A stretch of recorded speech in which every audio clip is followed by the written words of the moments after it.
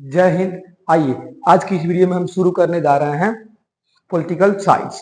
ठीक है, चलिए हमारा जो संविधान है उसका भाग 1 पढ़ना है पहले। तो भाग 1 में क्या क्या है पहले देखते हैं। तो जो हमारा भाग 1 है उसमें 4 गो अनुच्छेद है। कितना अनुच्छेद है? 4। तो पहले देखते हैं अनुच्छेद और ये भाग जो है ये क्या होता है। ध्यान दीजिए, सबसे पहले देखेंगे संविधान। संविधान क्या है ध्यान दीजिएगा। तो संविधान हमारा जो है देखिएगा, सभी के लिए बराबर कानून को संविधान कहते हैं। यानी एक ऐसा मतलब कानून हो जो सबके लिए क्या हो, बराबर हो, वही क्या कहलाता है? संविधान कहलाता है। ठीक है, देश और राज्य का शासन कैसे चलेगा, देश और राज्य का यानी देश में और राज्य में जो शासन होगा कैसे चलेगा, उसको बताने के लिए जिस किताब को तैयार किया गया है, क्या किया गया है? जिस किताब को तैयार किया गया है उसे ही संविधान कहते हैं। यानी एक ऐसा किताब जिसमें ये लिखा हुआ हो कि हमारा जो देश है कैसे चलेगा, जो हमारा राज्य है कैसे चलेगा, वह क्या कहलाता है? संविधान कहलाता है। क्या कहलाता है? संविधान। ध्यान दीजिएगा, भारतीय संविधान में 22 चैप्टर। कितना चैप्टर? 22 चैप्टर। क्या है? तो चैप्टर यानी कि भाग। उसी चैप्टर को हम क्या बोलते हैं? भाग बोलते हैं। यानी जैसे किताब में आप किताब पढ़ते हैं तो किताब में भाग मतलब चैप्टर होता है ना, चैप्टर 1, चैप्टर 2, चैप्टर 3, तो उसी को उसमें भाग बोल दिया गया है संविधान में कि भाग, उसमें 22 भाग है।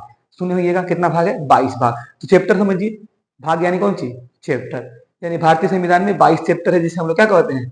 भाग कहते हैं। तथा 395 टॉपिक। जिस किताब खोलते हैं चैप्टर होता है, चैप्टर 1, चैप्टर 2, तो 1 में कुछ टॉपिक होता है। जैसे मान लीजिए मैथ की किताब खोलते हैं तो मैथ पर्सनली मान लीजिए एक 3 आता है, चाहे 4 आता है, चाहे 5 आता है, तो 5.1, 5.2 मतलब कुछ टॉपिक होता है। तो वैसे कितने टॉपिक है पूरे टोटल संविधान में? तो 395, जिसे हम लोग अनुच्छेद कहते हैं। क्या कहते हैं? अनुच्छेद यानी कि आर्टिकल कहते हैं। बोलिए इसमें कोई दिक्कत हो तो बोलिएगा, कोई दिक्कत नहीं। चलिए आगे चलते हैं। तो हमारा जो पहला भाग है, भाग 1 को हम शुरू करने जा रहे हैं, यानी पार्ट 1 को। संविधान का जो 22 पार्ट है, 22 पार्ट में से पार्ट 1 को हम शुरू करने जा रहे हैं। तो पार्ट 1 जो हमारा है यानी जो भाग 1 है उसमें 4 गो आर्टिकल है। आर्टिकल 1, आर्टिकल 2, आर्टिकल 3 और आर्टिकल 4। यानी 1 से लेकर के 4 तक हमको पढ़ना है, मतलब भाग 1 में दिया गया है। ठीक है, तो भाग 1 जो हमारा संविधान है उसमें दिया गया है। तो भाग 1 का जो नाम है संघ और राज्य क्षेत्र। क्या है नाम उसका? संघ और राज्य क्षेत्र भाग 1 का नाम है। ठीक है, चलिएगा तो अनुच्छेद 1 देखते हैं, यानी हमारा जो आर्टिकल 1 है, आर्टिकल 1 हमारा संविधान में क्या बोलता है। ठीक है, तो जिसमें आर्टिकल हमारा 1 जो है कहता है भारत अर्थात इंडिया। यानी जो भारत है वही क्या है? इंडिया है। भारत अर्थात इंडिया, यानी जो भारत है वही क्या है? इंडिया है। राज्यों का संघ होगा, यानी राज्यों का क्या होगा? भारत। यानी जो इंडिया है ये क्या होगा? भारत यानी इंडिया। राज्यों का संघ होगा, राज्यों का क्या होगा? संघ होगा। अर्थात इसके राज्य कभी टूट कर अलग नहीं हो सकते। ध्यान दीजिएगा, संघ क्या होता है आपको बताएंगे। पहले देखते हैं संघ से पहले परिसंघ। यानी जो संघ होता है ना, संघ, उसमें का जो राज्य होते हैं आपस में टूट नहीं सकते हैं। उसके बारे में भी डिटेल में चर्चा करेंगे। पहले ही देखिएगा हमारा जो परिसंघ एक होता है संघ। क्या होता है? संघ, कन्फेडरल। एक होता है परिसंघ। क्या होता है? ये परिसंघ होता है, इसको क्या बोलते हैं? कन्फेडरल बोलते हैं। एक होता है संघ यानी यूनियन। क्या होता है? यूनियन। एक और संघ होता है जिसको फेडरल बोलते हैं। क्या बोलते हैं? फेडरल। तो सबके बारे में भी हम चर्चा करने जा रहे हैं। तो ये हमारा जो परिसंघ है क्या है? परिसंघ यानी कि कॉन्फेडरल क्या होता है सुनिएगा। तो परिसंघ उसे कहते हैं जिसमें छोटे छोटे राज्य आपस में मिलकर और अपनी थोड़ी थोड़ी शक्तियां केंद्र को या केंद्र सरकार को देकर एक देश का निर्माण करती है। यानी कि परिसंघ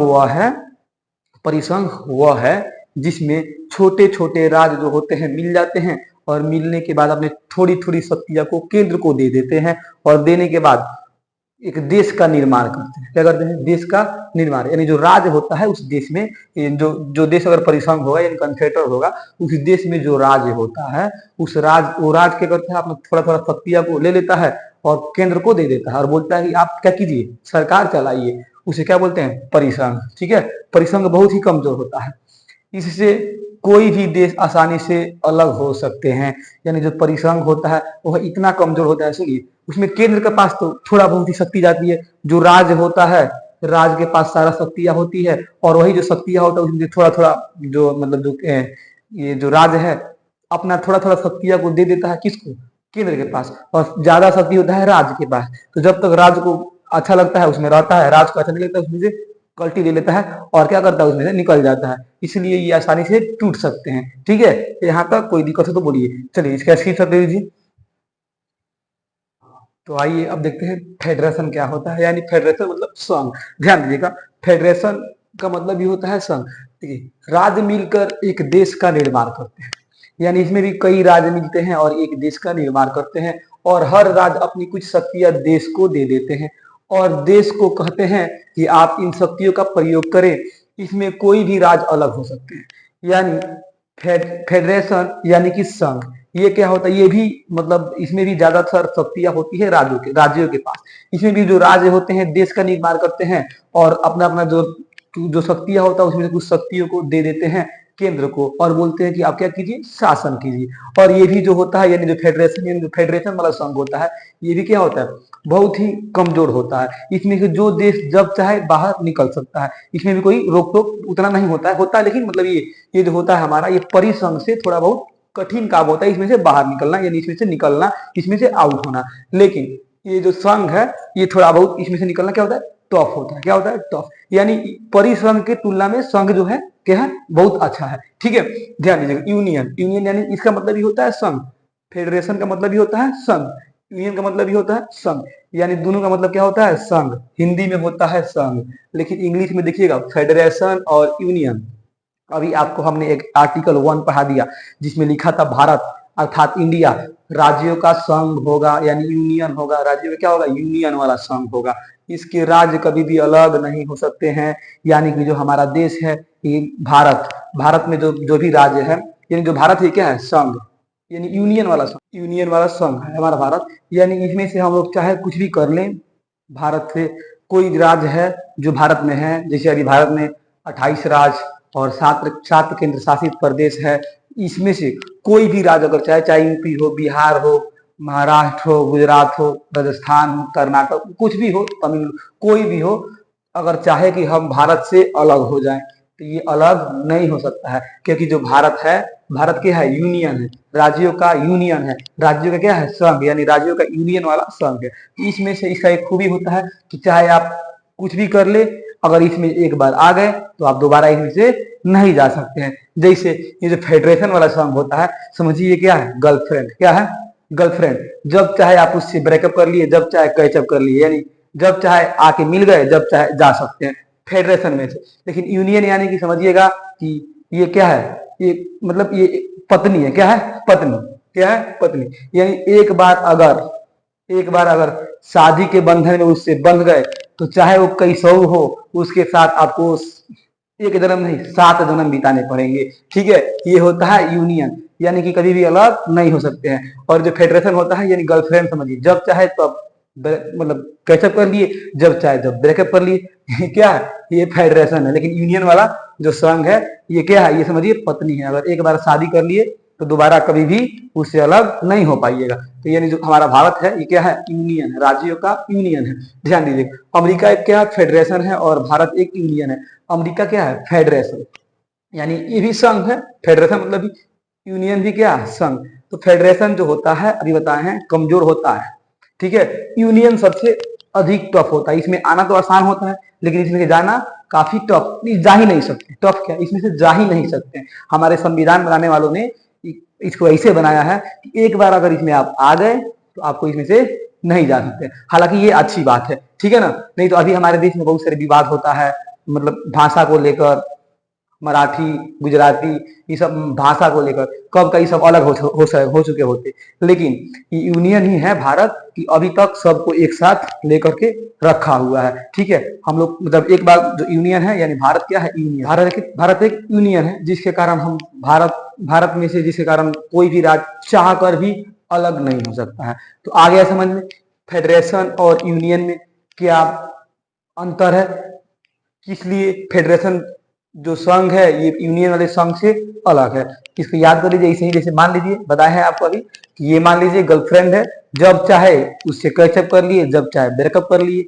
यानी इसमें जो राज्य है, जब चाहे इसमें मिल सकता है, जब चाहे इससे बाहर हो सकता है। इसमें कोई उतना मतलब ज्यादा पाबंदी नहीं है। लेकिन जो यूनियन है, यूनियन से अगर आप अलग होइएगा, अलग हो ही नहीं सकते, चाहे आप कुछ भी कीजिए, आपको रहना पड़ेगा इसी में, ठीक है। चलिए, तो ये आपका यूनियन और फेडरेशन हो गया। तो भारत जो हमारा है क्या है, यूनियन है। जो अमेरिका है क्या है, फेडरेशन है, ठीक है। और सबसे कमजोर जो होता है क्या होता है, कॉन्फेडरल यानी कि परिसंघ, जो आपको बताए थे पहला स्लाइड में, ठीक है। चलिए अब देखते हैं आर्टिकल 1 तो हमारा हो गया।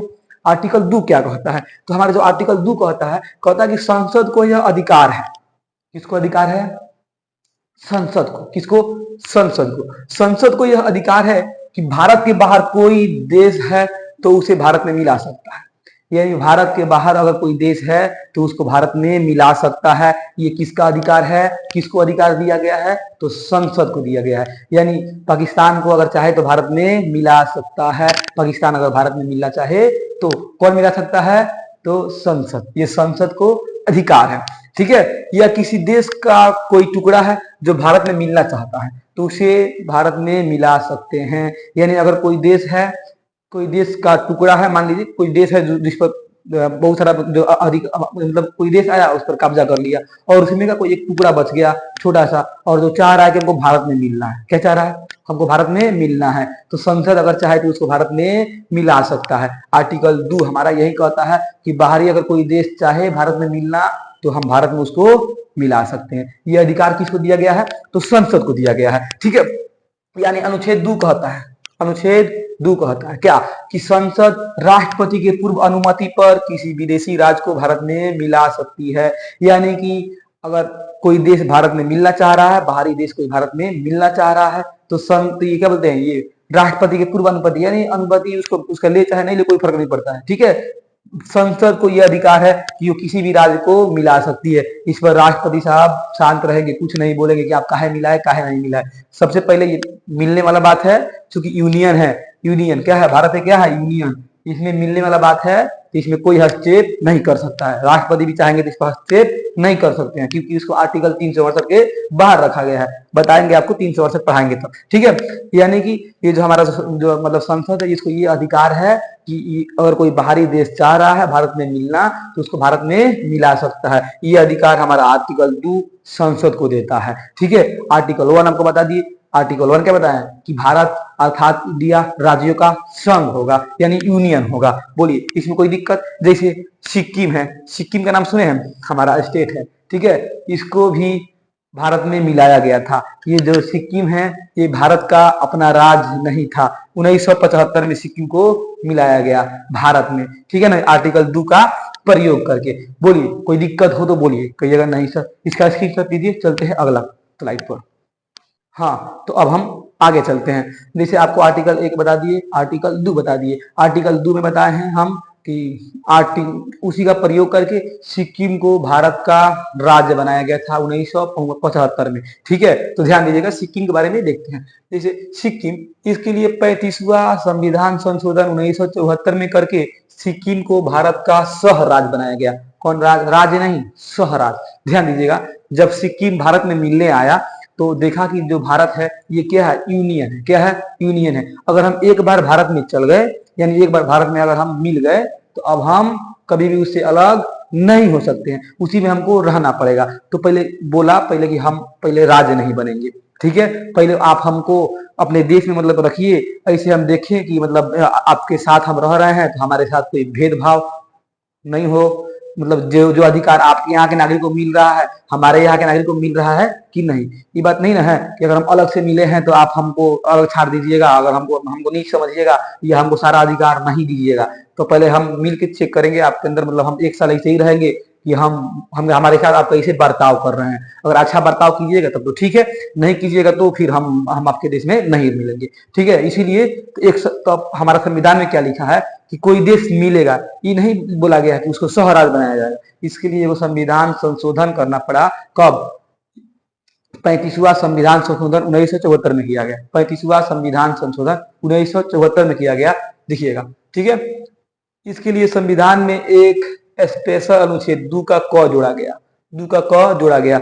अब 2 का क ये बोलेगा कि अब कोई राज्य है जो सह राज्य बन सकता है, ठीक है, जैसे। लेकिन फिर सिक्किम को 36 यानी कि 2 का क जोड़ा गया, उसको सिक्किम को भारत का सह राज्य बनाने के लिए, राज्य बनाने के लिए नहीं, सह राज्य बनाने के लिए। जब एक साल भारत में सिक्किम रह गया तो रहने के बाद उसको वो देखा कि यहाँ मतलब हमारे साथ कोई भेदभाव नहीं हो रहा है, हम भारत में मिल जाएंगे। तो क्या बोला, एक साल बाद बोला कि हमको आप भारत में मिला लीजिए। और आज देखिए आप लोग में से बहुत सारे बच्चे आज तक नहीं जान रहे होंगे कि सिक्किम हमारा भाग नहीं था, सिक्किम बाद में आकर हमसे 1975 में मिला है। ठीक है, चलिएगा तो आगे देखते हैं। लेकिन फिर सिक्किम को 36वां संविधान संशोधन 16 मई 1975 के द्वारा भारत का 22वां राज्य बनाया गया। यानी कि 35वां संशोधन द्वारा, ध्यान दीजिएगा क्वेश्चन आता है, 35वां संशोधन द्वारा भारत का सह राज्य बनाया गया सिक्किम को, और 36वां संविधान संशोधन द्वारा सिक्किम को भारत का 22वां राज्य, यानी 21वां राज्य उस समय था, 22वां राज्य कौन बना, सिक्किम बना। कौन बना, सिक्किम। कब, 16 मई 1975 को, 16 मई 1975 को भारत का 22वां राज्य कौन बना, तो सिक्किम बना। यानी बोलिए इसमें कोई दिक्कत। 1974 में 35वां संविधान संशोधन किया गया जिसके लिए भारत सिक्किम को भारत का सह राज्य बनाया गया। ठीक है, और उसके ठीक एक साल बाद यानी 16 मई 1975 को 36वां संविधान संशोधन द्वारा सिक्किम को भारत का राज्य बनाया गया। उसके बाद से सिक्किम जो है भारत का राज्य, परमानेंट राज्य बन गया। अब सिक्किम कुछ भी करे, चाहे यहाँ से जाना तो जा अब नहीं सकता, क्योंकि क्या है, भारत इंडिया क्या है, राज्यों का संघ, यानी यूनियन ऑफ स्टेट। ठीक है, चलिए अब देखते हैं आर्टिकल 3 क्या है। दो तो हमारा था कि संसद जब चाहे कोई देश अगर मिलना चाह रहा है तो उसको मिला सकता है राष्ट्रपति के पूर्व अनुमति के। 3 में देखिएगा, 3 कह रहा है संसद राष्ट्रपति के पूर्व अनुमति से, इसमें भी राष्ट्रपति के पूर्व अनुमति, अनुमति उनका रहे चाहे नहीं रहे इससे फर्क नहीं पड़ता है। भारत के किसी भी राज्य को, भारत के चाहे वो कौन राज्य हो, यूपी हो, बिहार हो, झारखंड, कोई भी राज्य हो, ठीक है, किसी भी राज्य को बिना उसकी अनुमति, यानी राज्य का अनुमति हो या न हो, बिहार का अनुमति हो या न हो, यूपी का अनुमति हो या न हो, उसका नाम, उसका सीमा, उसका क्षेत्र में परिवर्तन कर सकती है। यानी संसद को ये अधिकार आर्टिकल 3 देता है कि चाहे वो कोई भी राज्य हो, भारत का 28 स्टेट में से कोई भी स्टेट, कोई भी राज्य ले लीजिए, उसका नाम में परिवर्तन, उसका सीमा में परिवर्तन, उसका क्षेत्र में परिवर्तन संसद आर्टिकल 3 का प्रयोग करके कर सकती है। इसमें राष्ट्रपति भी कुछ नहीं कर सकते हैं। और उस राज्य का, जिस मान लीजिए बिहार को तोड़ना है, ठीक है, बिहार को क्या करना है, तोड़ना है, तो बिहार के भी मतलब बिहार से भी अनुमति नहीं ली जाएगी कि हम आपको तोड़ना चाह रहे हैं, आप में से हम 2 राज्य करना चाह रहे हैं, ये अनुमति बिहार से नहीं ली जाएगी। ठीक है, ये उसका नाम बदलना है, बिहार का नाम मान लीजिए मगध रखना है, ठीक है, तो भी इसमें कोई अनुमति राज्य का या राष्ट्रपति का नहीं लिया जाएगा। अगर संसद में ये प्रस्ताव आया, इसको पारित कर दिया गया, तो उसको होना पड़ेगा। ठीक है, इसका सीमा भी चेंज कर सकते हैं, क्षेत्र भी चेंज कर सकते हैं, ये सब संसद के हाथ में है। ध्यान दीजिएगा, जैसे हुआ भी है, ऐसा नहीं कि नहीं हुआ, बहुत सारा राज्य को तोड़ा गया। जैसे सबसे पहले मतलब ये मध्य प्रदेश को तोड़ा गया, उसमें से छत्तीसगढ़, मध्य प्रदेश में से तोड़ा गया छत्तीसगढ़ को 1 नवंबर 2000 में मध्य प्रदेश से छत्तीसगढ़ को अलग कर दिया गया आर्टिकल 3 का प्रयोग करके। यानी कि इसमें क्या कर, नाम या सीमा या क्षेत्र में परिवर्तन संसद कर सकती है राष्ट्रपति के बिना अनुमति के या पूर्व अनुमति के, या उस राज्य के बिना अनुमति के। ठीक है, उत्तर प्रदेश से उत्तराखंड को तोड़ दिया गया 9 नवंबर सन 2000 में ही देखिएगा, 1 नवंबर 2000 और 9 नवंबर 2000 में किसको, उत्तर प्रदेश से उत्तराखंड, मध्य प्रदेश से छत्तीसगढ़ और बिहार से झारखंड को भी 15 नवंबर 2000 को क्या कर दिया गया था, अलग कर दिया गया था। ये तीनों को एक साथ मतलब 2000 में ही क्या किया गया, अलग कर दिया गया। मध्य प्रदेश से छत्तीसगढ़, उत्तर प्रदेश से उत्तराखंड और बिहार से झारखंड को आर्टिकल 3 का प्रयोग करके क्या किया गया, अलग। यानी कि सुनिएगा, आर्टिकल 2 कहता है कि अगर कोई राज्य भारत में मिलना चाहे तो उसको संसद मिला सकती है। अब अगर आप मिल गए, पहले क्या करना है, मिला लेना है, मिल गए, तो आर्टिकल 3 ये कहता है कि संसद जब चाहे उसका सीमा में, उसका नाम में, उसका क्षेत्र में परिवर्तन कर सकती है उस राज्य के बिना अनुमति के। यानी पहले आपको मिला लेना है, अब बाद में अगर संसद को इसे लग रहा है कि इसका नाम चेंज करना है, कर सकती है। इसमें कोई राज्य के पास उतना शक्ति नहीं है। यही है हमारा यूनियन का क्या एक मतलब बेस, यानी राज्य के पास उतना ज्यादा शक्ति नहीं होता है। ठीक है ना, इसमें ज्यादातर शक्तियां होती है केंद्र के पास। तो संसद कहाँ पे, केंद्र में होते हैं। तो ये चाहेंगे तो हमारा जो राज्य है उसका नाम में, सीमा में या क्षेत्र में परिवर्तन कर सकते हैं। ये आर्टिकल 3 बोलता है। कौन बोलता है, आर्टिकल 3। बोलिए इसमें कोई दिक्कत, कहिएगा नहीं सर। इसका स्क्रीनशॉट लीजिए, चलते हैं आर्टिकल 4 पर। हाँ, तो आइए अब आते हैं आर्टिकल 4 में। ध्यान दीजिएगा आर्टिकल 4 क्या कहता है। तो आर्टिकल 4 ये कहता है, जब संसद अनुच्छेद 2 का प्रयोग करेगी यानी किसी विदेशी राज्य को भारत में मिलाएगी, यानी किसी विदेशी राज्य को भारत में मिलाएगी, या अनुच्छेद 3 का प्रयोग करेगी यानी किसी राज्य को तोड़ेगी। तोड़ेगी मतलब क्या? तोड़ेगी मतलब उसमें उसके सीमा में परिवर्तन, उसके क्षेत्र में परिवर्तन, नाम में परिवर्तन, ठीक है, करेगी, तो उसके लिए राष्ट्रपति से किसी विशेष अनुमति की जरूरत नहीं है, ठीक है, क्योंकि इसे अनुच्छेद 368 के बाहर रखा गया है, ठीक है। यानी कि अगर संसद किसी राज्य को, विदेशी राज्य को भारत में मिला रही है या किसी भारत के राज्य को तोड़ रही है, तो उसके लिए उसको आर्टिकल 368 के बाहर रखा गया है। यानी कि उसके लिए 300 जिसको अनुच्छेद 368 में रखा जाता है उसमें राष्ट्रपति का हस्ताक्षर जरूरी होता है, जिसको 368 के अंदर रखते, 368 में रखते हैं उसको। लेकिन ये 2 और 3 को आर्टिकल 368 के बाहर रखा गया है, यानी कि इस पर राष्ट्रपति के हस्ताक्षर की जरूरत नहीं है।